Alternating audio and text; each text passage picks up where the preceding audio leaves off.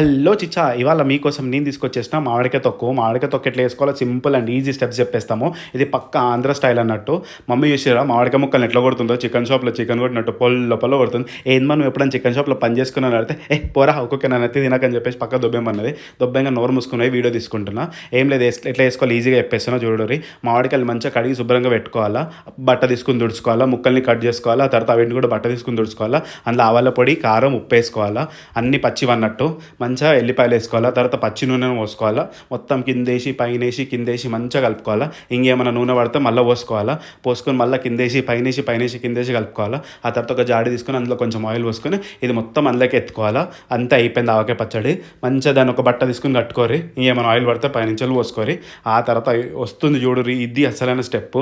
నాకైతే చిన్నప్పటి నుంచి మస్తు ఇష్టము. అమ్మమ్మలు కానీ నాన్నమ్మలు కానీ ఎవరైనా మామిడికాయ తొక్కు పెడితే పోయి చేయి పట్టుకుని కూర్చుంటుండే. ఎప్పుడు ముద్ద పెడతారు మీరు కూడా